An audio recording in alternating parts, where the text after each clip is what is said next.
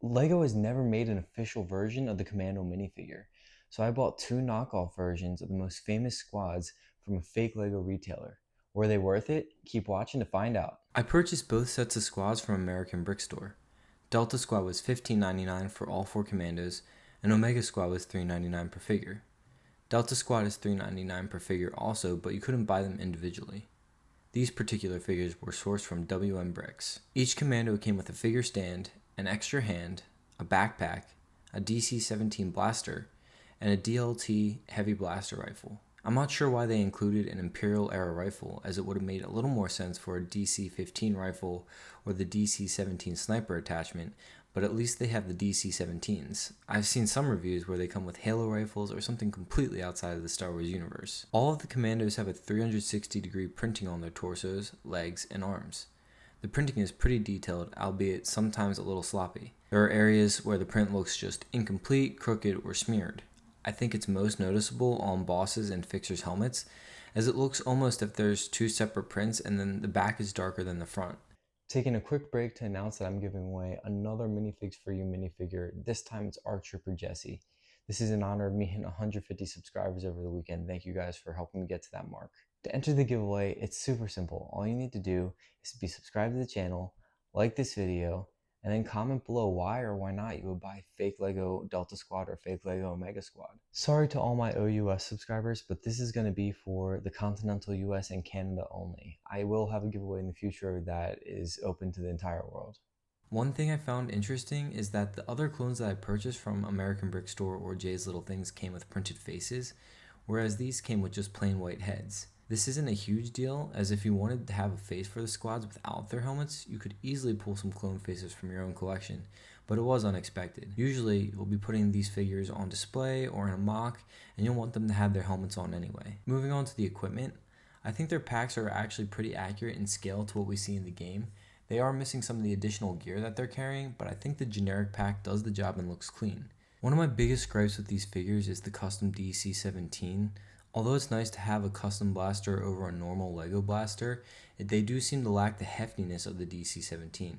DC-17s are supposed to be pretty bulky looking, and these thin profiles just don't do this legendary rifle justice. I much preferred the DC-17s that came with Jay's Little Things generic Commando. It is a little more out of scale, and this one is probably closer in length, but the Jay's Little Things Commando has the DC-17 with the heftier feel, and it looks more like what it looks like in the games. The leg to torso connection is much better than some of the other fakes I've reviewed. You can pull these Commandos off a base plate without their bodies separating, which is usually a big issue with fake LEGO figures. It's definitely not as strong as LEGO's torso to body connection. The head to torso connection is pretty good when you don't have the backpack piece on, and the head can slide on the neck the whole way. When the backpack is on though, the head comes off much easier, and with the helmet on, you can pretty much forget about it. The head will almost always come off, which is rather annoying when you're taking the helmet off frequently to access the face. You can solve this issue easily though by just putting an official LEGO head on, and then you have no torso to head connections. We'll do a few quick comparisons. If you're comparing to the Jay's Little Things generic Commando, you'll see that they look less bulky.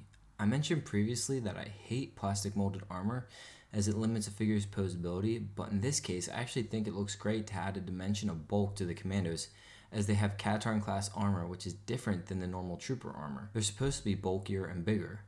The Jay's Little Things has the better DC-17 version in my opinion as well. Let me know your thoughts on plastic molded armor and which DC-17 is better in the comments below. The printing is much more detailed than the Jay's Little Things version, and the helmets look better shaped. The Jay's Little Things version is flat on the chin and looks rather weird and long on that chin too, and on the sides of the helmet. I just think that the American Brick Store version looks much more accurate to what we see in the game. American Brick Store actually sells the same version as Jay's Little Things too, but I purchased this version of the Commando for review to see what they look like and to compare them to the Jay's Little Things version. I feel like this version of the Commandos without the molded armor is more similar to something that LEGO would actually create. Speaking of which, as I mentioned earlier, LEGO has never created a Commando mold. The closest thing to a purist LEGO Commando that we have is a Clone Army Customs or Minifigs for You, one of those custom websites. We can take a look at some of the custom Commandos that I made when I was 14 with paints and Sharpies to see what an official-ish LEGO might look like, as I don't have any Clone Army Customs or Minifigures for You Commandos laying around. Please don't judge my 14-year-old art skills, and I'm ashamed for using Sharpie and these paints on my clone troopers, But this is all I had that was close to an official-ish LEGO version to show you guys. I'm also going to be building some MOCs to showcase figures when I review them, so that way you can see what they would look like in a MOC and if they stick out or if they fit in. This MOC is from Delta Squad's mission to Megiddo, while in Val, their sergeant and Mandalorian trainer falls through the ice into a tunnel. He berates them to leave him behind as they are under fire and trying to escape. This haunts Sev and is foreshadowing for when Delta Squad is forced to leave Sev behind on Kashyyyk. Overall, I think these minifigures are really solid. If I was to give them a letter grade, it would be a B. I really like how they look, but there are some small flaws and imperfections that do take away from the overall score, in my opinion. Like the printing on Boss's helmet and just how it's got like a double print and that extra line that you can see. It does take away from some of the quality of the figure, but I think that they're pretty good for what you're paying. If you wanted to buy an entire Delta Squad from Clone Army Customs, you would probably be looking at around $120 depending on what add-ons you added to the cart. I got this entire squad for $15.99, like I said earlier. So if you want to buy Delta Squad to display or to put into a MOC and you need to stay on budget and you don't have that much money to spend, this is an excellent alternative to get these figures for $15.99 rather than spending $120. There's going to be a small difference in quality since Clone Army Custom prints on official LEGO minifigure parts. I do still think that official LEGO minifigures are the best form of the figure. I think these are very reasonable alternatives, but LEGO still does have a slight competitive advantage in the minifigure department. I don't think it's worth nearly 10 times the cost to buy those figures though. So if you want a Commando squad to display in a MOC or on your LEGO shelf and you don't want to spend hundreds of dollars, LEGO alternatives are definitely the way to go.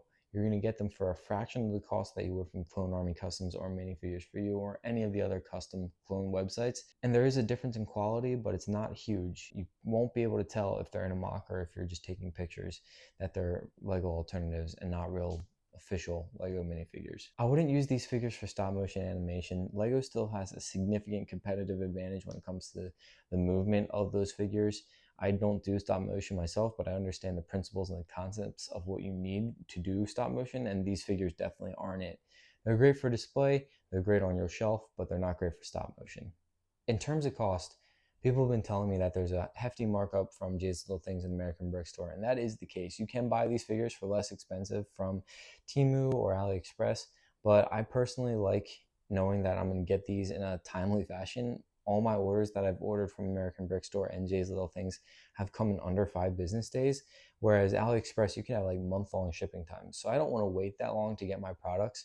Also, I have better customer service with American Brick Store and Jay's Little Things. For me, that is worth the extra cost of the markup. I'm going to leave a link in the description below where you can buy these from American Brick Store. I'm not an affiliate. This video isn't sponsored, but I'm passionate about helping you guys find the best deals for your MOCs, for your building. And for me, the MOC revolves around telling a story about these minifigures. And I don't want to spend $120 on just the minifigures because you still need those details that you can fill in with other pieces. So if you can save money on the minifigures and then use the rest of that money to go make a pick-a-brick order, that's going to work out for you a lot better in the long run. Thanks for watching, guys. I really appreciate it. You got me to 150 subscribers. I have so much gratitude in my heart for each and every one of you. It really means a lot. I'm excited for the future of the channel. I have a lot of awesome things coming up. We have 3 pretty awesome LEGO alternative sets coming up for review, so keep an eye out for that. Make sure you're subscribed to the channel so you don't miss those, and I'll catch you guys next week.